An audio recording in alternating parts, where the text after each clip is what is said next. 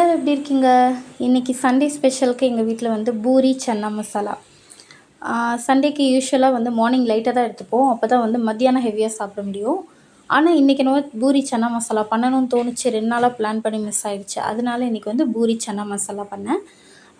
பூரி வந்து நான் பேசுகிறது எப்போவுமே ரொம்ப சாஃப்டாக இருக்கும் சொல்லுவாங்க. என் பெருமை நானே பெருமையை சொல்லிக்கக்கூடாது. ஆனால் சாஃப்டாக தான் இருக்கும்.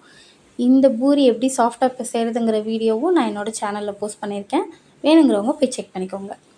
இவ்வளோ சூப்பரான பூரி சன்னா மசாலாவுக்கு இந்த சன்னா மசாலா மட்டும்தான் இப்போ இந்த வீடியோவில் இருக்குது. வாங்க எப்படி செய்யுதுன்னு வீடியோக்குள்ளே போய் பார்க்கலாம். ஃபஸ்ட்டு ஒரு பேனில் குக்கரில் தாராளமாக எண்ணெய் விட்டுக்கோங்க. இந்த மாதிரி எந்த கிரேவி வைக்கிறதா இருந்தாலும் தாராளமாக எண்ணெய் சேர்த்துக்கோங்க. அது கூட சோம்பு, பே லீஃப், இன்னும் என்னென்னலாம் மசாலா வச்சுருக்கீங்களோ அதெல்லாம் ஆட் பண்ணிவிட்டு அது கூடவே வந்து ஆனியன், ஒரு பெரிய சைஸ் ஆனியன் நான் சாப் பண்ணியிருக்கேன்.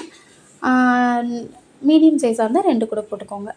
இதை நல்லா வந்து வதக்கி விட்டுக்கோங்க. நல்லா வதங்கணும்லாம் தேவையில்லை, ஓரளவுக்கு வதங்கினா போதும். இது வதங்கினோடனே இது கூடவே கொஞ்சமாக வந்து இஞ்சி பூண்டு பேஸ்ட் நான் வந்து தட்டி தான் ஆட் பண்ணேன். நீங்கள் வந்து வேணால் அரைச்சி கூட ஆட் பண்ணிக்கலாம். அதை சேர்த்து கிளறிட்டு இதுவும் சேர்ந்து லைட்டாக அந்த ரா ஸ்மெல் போகிற அளவுக்கு வதக்கிக்கோங்க. இப்போ இது கூடவே மிளகாத்தூள், மல்லித்தூள், அப்புறம் கரம் மசாலா, இனி என்னென்ன மசாலா வேணுமோ அதெல்லாம் ஆட் பண்ணிக்கோங்க. அது நம்ம இஷ்டம்தான். அந்த கலர்லாம் நல்லா சூப்பராக மிக்ஸ் ஆகி அந்த பச்சை வாசனையெல்லாம் போகணும். சால்ட்டு அதிலே சேர்த்துக்கோங்க. இப்போ இது கூட ஒரே ஒரு தக்காளி மட்டும் நான் சேர்த்துக்கிறேன், 2 பச்சை மிளகா. இது எல்லாத்தையும் சேர்த்து நல்லா வதக்கி விடுங்க. வதக்கிட்டு இப்போ பார்த்தீங்கன்னா நான் இதில் வேக வச்சு வச்சுருக்கேன். ஏற்கனவே வந்து ஒயிட் சன்னா வேக வச்சு எடுத்து வச்சுருக்கேன். அந்த ஒயிட் சன்னா தான் ஆட் பண்ண போகிறேன் தண்ணியோட. இப்போ இது கூட 1 ஸ்பூன் வந்து நான் தயிர் ஆட் பண்ணியிருக்கேன். சண்டேனாலே வந்து நான் நாளே வந்து தயிர் வந்து உர ஊற்றி வச்சுருவேன்.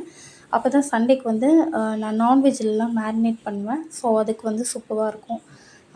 சண்டே வந்து தயிர் தாராளமாக இருந்தால் தானே நல்லாயிருக்கும். அதனால வந்து நாளே நான் உர ஊற்றி வச்சுருவேன். ஸோ அந்த தயிர்லேருந்து 1 ஸ்பூன் தயிரும் எடுத்துக்கிட்டேன். இப்போ வந்து அது நல்லா அந்த ஆயிலெலாம், தயிர் ஊற்றினாலே கொஞ்சம் ஆயிலெலாம் பிரிஞ்சு சூப்பராக வரும். இந்த ஸ்டேஜில் நம்ம ஏற்கனவே நான் பாயில் பண்ணி வச்சுருந்தேன்ல, அந்த தண்ணியை தான் நான் இதில் ஆட் பண்ணிக்கிறேன். அது கூடவே வந்து நம்ம பாயில் பண்ணி வச்ச சன்னா, ஒரு நாள் நைட்டு வந்து நாள் நைட்டு ஊற வச்சு நான் வச்சுட்டேன். ஸோ அந்த சன்னாவை தான் நான் இப்போ இதில் ஆட் பண்ணியிருக்கேன். யூஸ்வலாக சன்னா மசாலா சண்டே பண்ண மாட்டேன், வேறு ஏதாவது நாள் தான் பண்ணுவேன். இன்றைக்கி இன்னும் சண்டே பண்ணணும்னு தோணுச்சு, அதனால தான் பண்ணேன். அவ்வளோதான். இதை போட்டு மிக்ஸ் பண்ணி மூடி வச்சுட்டு கொஞ்சோண்டு லெமன் பிழிஞ்சு இறக்கிக்கோங்க.